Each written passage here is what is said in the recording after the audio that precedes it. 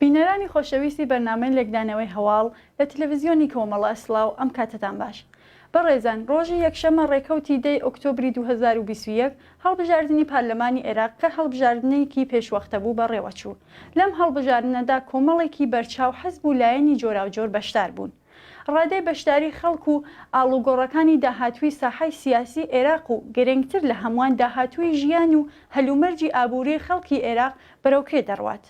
ئەمانە و چەند پرسیارێکی دیکە بابەتی لێکدانەوەی هەواڵی ئەمڕۆمانە کە لەگەڵ بەڕێز ئەنوەر حسەین چاوەدێری سیاسی و بەرپرسی دەستگای ئایدیا بۆ فکری و لێکۆڵینەوە تاوتوێ دەکەین.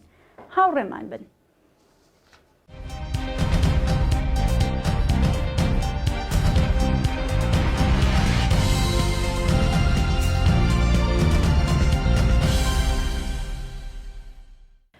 کاکەنوەر وێڕای سلااو و سپاس بۆ ئەوەیە کە کاتی خۆت بە ئێمەدا و پێمان بڵێ هەڵبژاردنەکانی دوێنێ چۆن و لە چه ئاستێکدا بەڕێوەچوو؟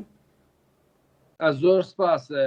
لە ڕاستیە وێڕایەوەی کە هەڵبژاردنەکان بۆی خۆپیشاندان و ئێتراز و ناڕەزایەتی خەڵک لە بەغدا و ناوچەکانی باشوور و ناوەڕاست پێشکەوت، بەڵام بە پێ راپۆرتی کۆمیسیۆنی سربەخۆی هەڵبژاردنەکان و بە پێ راپۆرتی ڕێکخراوە نێودەوڵەتیەکان و نەتوێگرتوەکان تا ڕادەیەکی زۆر باش بۆ بێگرفت بەڕێوە چووە و بەشێکی زۆر لە هێزە سیاسی عێراقیەکان پێیان وایە لە پرۆسەیەکی ئارام تا ڕادەیەک باش بەڕێوە چووە. هێشتا تەواو یەکلا نەبووتەوە، بەڵام ئەوەی کە چاوەڕوان دەکرێت نەخشەی سیاسی عێراق ڕەنگە بە پێی دەنگەکان ئاڵگۆڕی بەسەرابێ. بۆ نمونە بەهێزترین ئێتیلافی پێشوو لە عێراق کە ڕەوتی سایرونە ئەم جارە دەنگەکانی زۆر زیادی کردووە، زیاد لە پێوی زیادی کردووە و لە هەرێمی کوردستانیش تا ڕادەیەک ئاڵگۆڕی بەرچاوی بەخۆیەوە بینیوە و مفاجعات و سوپرایزی تیا بووە. بەڵام لە هەر حاڵدا پرۆسەی دەنگدان لە عێراقا پرۆسەیەکە ئەتوانێت بەڕادەیەش کەمیش بێ دەور و نەخشی هەبێ لە پرۆسەی سیاسیە و لانی کەم باشتر بێ لە هەندێکی زۆر لە وڵاتانی منتەقەکە. بەڵێ کاکەنوەر دەوترێت ڕادەی بەشداری خەڵک لە ئاستی چاوەڕوانی لایەنەکاندا نەبوو. هۆکار چییە؟ پێتان وایە خەڵک لەم سیستمە و شێوەی کارە بێزار و ناڕازین یان بەگشتی ڕادەی بەشداری خەڵک چۆن بوو؟ لە ڕاستیە دیسان بەپێی کۆمیسیۆنی سەربەخۆ هەڵبژاردنەکان ڕادەی بەشداری ناوەندی خەڵک لە کۆی عێراق گەشتۆتە لە 132 کە ئەمە ڕێژەیەکی کەمە. بێگومان فاکتەرگەل و هۆکاری زۆر هەن ئەوەیە کە بەشێکی زۆر لە خەڵکی عێراق لە سیستەمی سیاسی و لە حکوومەت و لە دام و دەستگاکانی وەڕزن بەهۆی نەبوونی خزمەت گوزاری پێویست، بەهۆی کێشە و ململانەی تایفی و ئیتنی و مەسهەبی، بەهۆی ناعەدالەتی و گەندەڵی خودی بەرپرسانی حکوومەتی عێراقی ئەڵێن لە سەر کۆمارەوە تا ئەوانەی تر کە زیاتر لە 100 ملیار کە زۆرتر هەندێک جاریش ئاماژە بۆ کرێت کە 700 تا 800 ملیار دلار لە دوای 2023 لە عێراق چۆتە دەرەوە بەهۆی دزی و گەندەڵی و فەسادەوە. ئەوە یە بەشێکی تری ئەوەیە کە تا ئێستا لە دوای 2023 خۆیان دەڵێن زیاتر لە 90 ملیار دلار لە کارەبایە سەرفراوە کە ئێستا خەڵکی عێراق کارەبایان نییە. بێگومان بەشێکی زۆری ناڕەزایەتی دەنگنەدانی خەڵک پەیوەندی هەیە بە ناڕەزایەتیەوە پەیوەندی بەەوە هەیە کە پێیان وایە دەنگ و هەڵبژاردن و پرۆسی هەڵبژاردن ناتوانێت ئامانجەکانیوان تەقکە، ناتوانێت ئاڵگۆڕی جدی لە عێراقا پێک بێنێ و پێیان وایە دەخالەتی وڵاتانی منتیقەکە و هێزە مەسهەبی و تایفیەکان لە عێراقا ناتوانن یان نایەنەوێ ڕۆڵی جدیان هەبێ لە باشکردنی ژیانی خەڵک لە گوزەرانی خەڵک و مەسەلەن ململانەی نێوان شیعە و سوننە و ململانەی عەرەب لەگەڵ کورد و بەردەوام دەخالەتی وڵاتانی منتیقەکە و هەژمون و هەیمنەیەوان بەسەر هێزە سیاسی شیعە و سوننەکانە ئەوانە هەمووی واکە کە لە ماوەی ڕابردوودا بە سەدان کەس لە خۆپیشاندەرەکان لە بەغدا لە ناوچەی سەوز شەهید بوون، گیانیان لەدەستدا بەهۆی ئەوەی کە ماوەیەکی زۆر لە شەقاممانەوە داوای ناڕەزایەتی و ئەترازیان. بەڵام لێرە پارادۆکسێکە بینی بەڕاستی، یعنی مثلا ئەگەر دیقەت بی سەرڕای ئەو هەموو ناڕەزایەتی و ئێتراز و گلەیەی خەڵک لە هێزە سیاسیەکان بە تایبەتی لە هێزێکی وەکو تائیرونی ڕەوتی سەدری مختەدا سەدر لە کاتێکا کە لە هەڵبژاردننی 2010 54 کورسی هەبووە و لەم کابینەی ئێستای کازمی بەشێکی زۆری وەزارەتە خزمەتگوزاریەکانی وەکو ئاو و کارەبا وەکو وەزارەتی دارایی لێپسای گشتی بانقی ناوەندی عێراق هەمووی بەدەست کاندیدەکانی ئەوەیە کەچی بەداخەوە بینی لە هەڵبژارنەکانی دوێنێ ڕێژەی کورسیەکانی ئەوەندەنی زیادی کردووە یان بە شێوەیەکی چاوەڕوان نەکراو کورسیەکانی زیادی کردووە کەواتە ئەو بەشێکیشی بەرپرسیارەتەکەی لە ئەستۆی هاوڵاتیانی عێراقا کە ئینتیخابەکانیان کاندیداکانیان هەڵبژارنەکانیان دیسان غەڵەتە و ئەو ململانێ بەس سەری و تایفی کە هەیە ڕنگدانەوەی هەیە و پێ ناچێ بەهەرحاڵ بتوانێت بارودۆخی ژیانی خەڵکی عێراق و عێراقیەکان باشکە ئەم هەڵبژاردنە. پێ دوایە گۆڕینی هاوکێشە سیاسیەکان لە عێراق بەم هەڵبژاردنە دەستەبەر دەبێت یان باشتر بڵێم ئایا ئەم هەڵبژاردنە چارەسەری قەیرانە سەرەکیەکانی عێراق دەکات؟ لە ڕاستیە چارەسەری قەیرانی خزمەتگوزاری و داخوازی خەڵک و بهداشت و دەرمان و خوێندن و خواستەکانی خەڵک و دابینکردنی ئازادی زۆرتر ناکە بە نظری من. لەبەرەوە ئەو پەیوەندی هەیە بەو سیستەمەوە کە بەشێکی زۆری سیستەمەکە گەندەڵ بووە. بەڵام ئەگەر نەخشەی سیاسی بەبەست هەندە سیاسیەکەیەتی بە بۆچوونی من ئالوگۆڕێک ڕەنگە لە پرۆسی سیاسی لە عێراقا پێک بێ بۆچوونی ئەوە گریمانەی ئەوە هەیە کە ڕەوتی سەدر بەوەی کە بتوانێ یان هەوڵی دابێ یان ئەگەرێک هەبێت لە سعودیەکان نزیک بوو بێتەوە لەگەڵ ئەمریکیەکان پەیوەندیەکی ژێربەژێری هەبێ و کازمی کاندید بکاتەوە بۆ سەرۆکوەزیران و کاندیدەکە یا ڕکابەرەکەی کە مالیکی بوو لەلایەن کۆماری ئیسلامی ایرانەوە زۆرتر دەم و پشتیوانیەکرێ شکستی هێناوە بەرامبەری ئەمە پێمانەڵێ کە ڕەنگە حکوومەتی داهاتوو عێراق لە ژێر هەیمنەی ئێرانیەوە بەرەو هەیمنەی عەربی بەرێ یا بەواتایەکی تر ئەوەی کە چەند وەختە کازمی سەرۆکوەزیران کاری بۆکە بەرەو ئوروبەی بەرێتەوە بەرە وڵاتانی عەربی وە لە 2 ساڵی ڕابردوویە ما بینین کە کازمی زۆر هەوڵی داوە کە عێراق پەیوەندیەکانی لەگەڵ وڵاتانی عەربی باشکە و قیممەی چەند قۆڵی لەگەڵ میسر و ئوردن و پەیوەندی ئاسایی بوونەوەی پەیوەندیەکانیان بە ڕادەیەکی باش لەگەڵ عەربستانی سعودی وڵاتانی کەنداو ئەوانە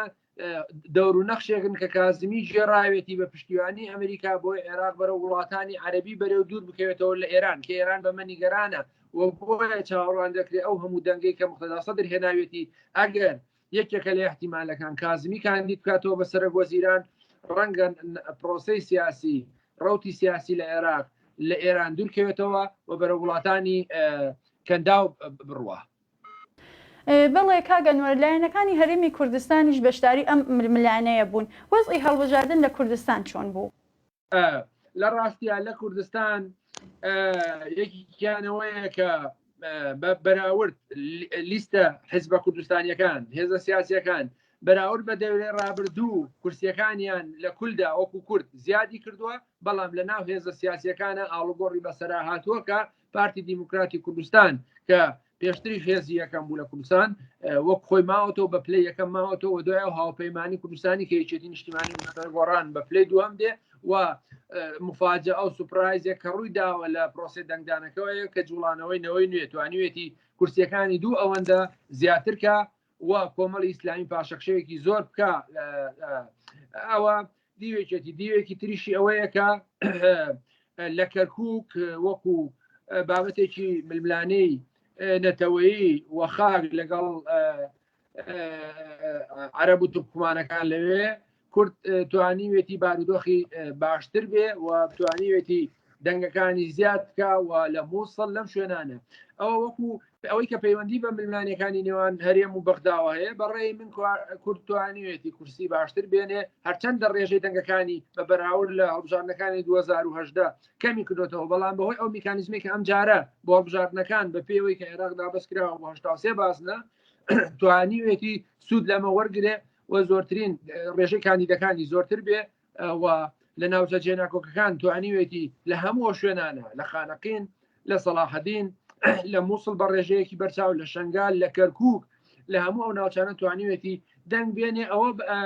بەو دیوەی کە ململانەی نێوان کردووە وڵا عەرەب و تورکمانە ئەوە دەستکەوتی باشی هەیە بەڵام ئەوەی کە سوپراز ڕووی داوە و مفاجعە ڕووی داوە ئەوە واقعەتی ناو هەڵبژاردنەکانە.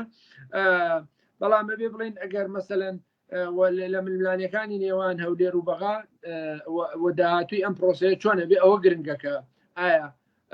مەسەلەن پۆستی سەرۆکۆمار بۆ کورد دەبێ گرفتی بۆ دروست ناکەن و ئایا کابینەکە چۆن چۆنیە بێ و ئایا تا چەند خواستەکانی کورد دابین نەکرێ بە نظری من ئەمە ماوەتەوە لەسەرەوەی کە چێ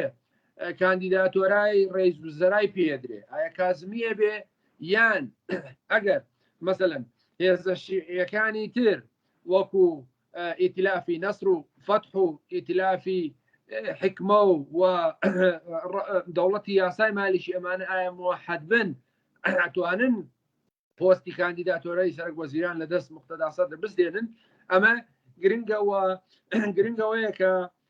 پۆستی سەرک وەزیران بەچێ بێ و چەنە هاوکار و گونجاوە بێ لەگەڵ هەولێر و هەرێمی کوردستان بە نظری من ئەوە گرنگە. بەڵام لە هەر حاڵدا گرنگە کە عێراق بۆ خۆی بێ ینی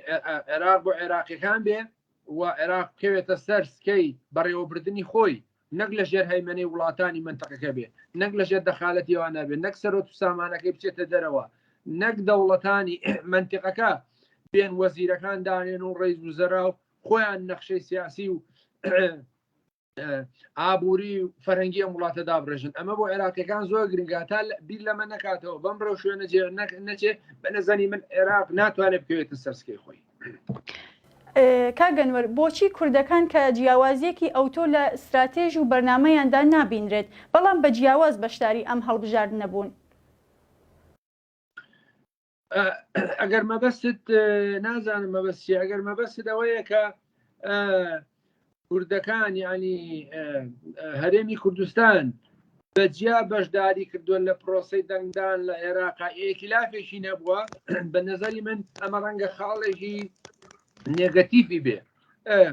کە نەیتوانیوە وەکو سایرون و وەکو دەوڵەتی یاسا و جۆچێ ئیتلافی چێ بێ. بەڵام ئەوەی کە ئەگەر بتێ بڵێ بۆ بەجیا بەشداریان کردووە لەبەرەوەی نەگەیشتونەتە ڕێکەوتنێک و لەبەرەوەی بەڕێی من هەماهەنگی جدیان نەبووە ئەنجینان لە دەورانی پێشووتر لە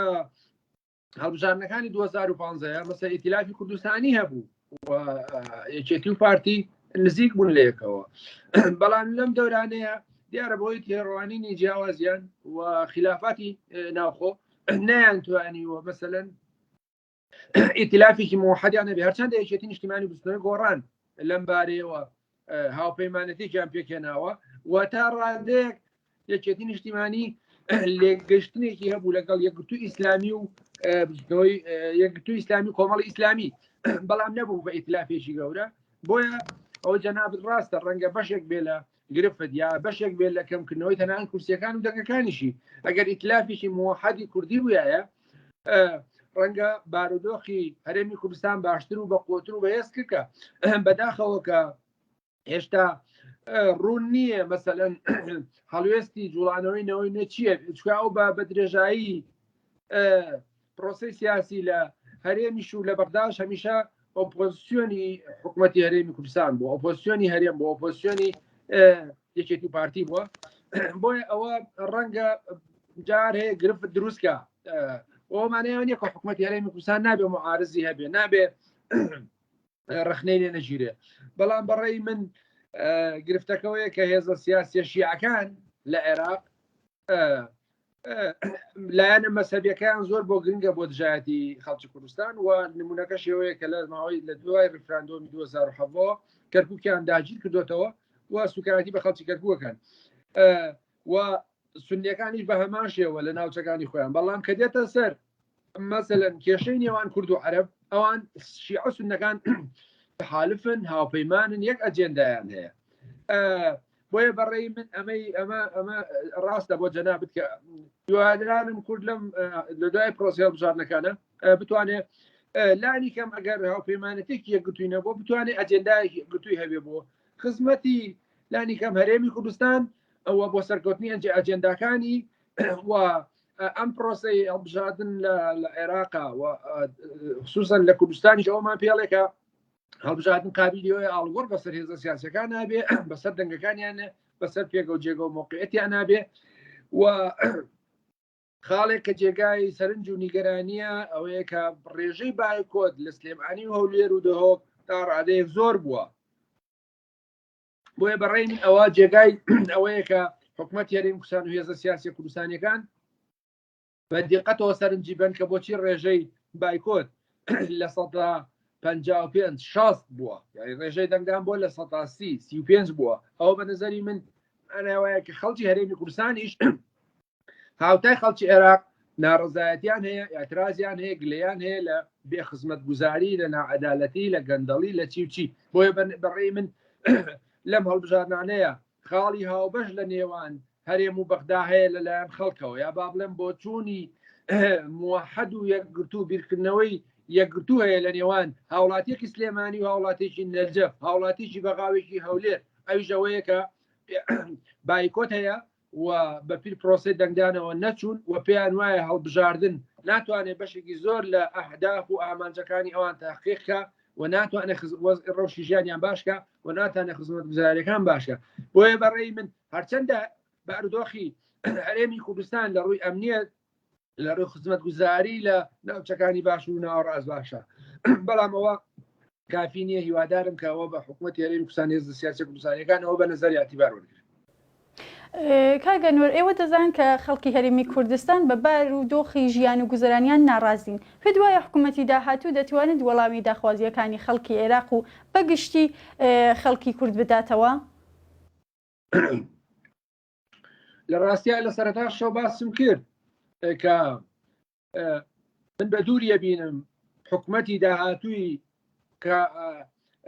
کابینەی داهاتووی حکوومەتی عێراقی بتوانێت لە ئازدا خوازیەکانی خەڵکی عێراق و کوردستان بەگشتی بێ چ لە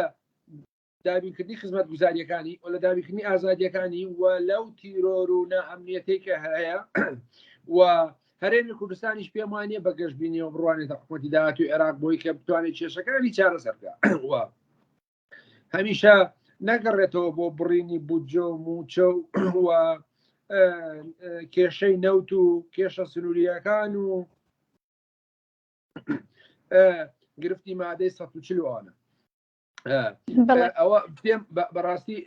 من بۆ خۆم گەشتبین نیم بەوەی حکوومەتی داهاتووی عێراق بتوانێت خواستەکانی خەڵکدابینکە بەڵام ئەوەیە کە وەکوتم نەخشەی ئاڵوگۆڕێک بەسەر نەخشەی سیاسیە ئیمکانی هەیە بێ ئەگەر وەکو من وتم ئاوا بەڕێ و چێ سیناریۆکان دەستی وەردانی زۆرتری تیان نەکرێکە ئەوەش کارێکی ئاسان نیە عێراق لە دەستی هەژمونی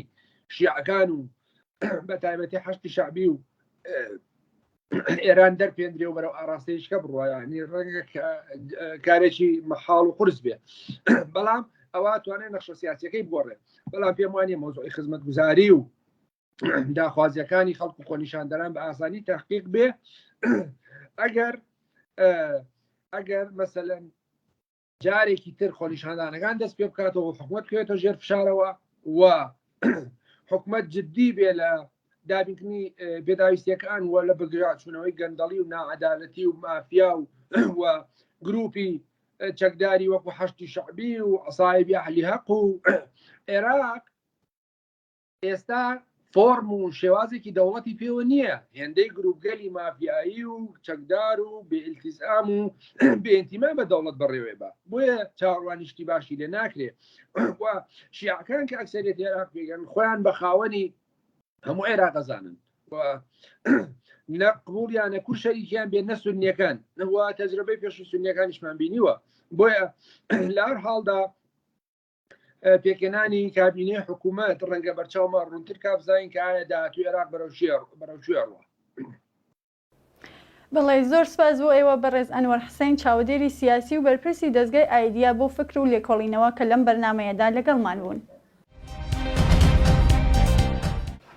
بەڵێ خۆشەویستانی بەرنامە لێکدانەوەی هەواڵ ئەوەی بینیتان تاتۆکردنی هەڵبژاردننی پارلەمانی عێراق بوو کە ڕۆژی یەکشەممە 10 ئۆکتۆبر بەڕێوەچوو. سپاس بۆ هاوڕێتیتان و سەرنجتان بۆ بینین درێژەی بەرنامەکانی تەلەڤیزیۆنی کۆمەڵە ڕادەکێشن.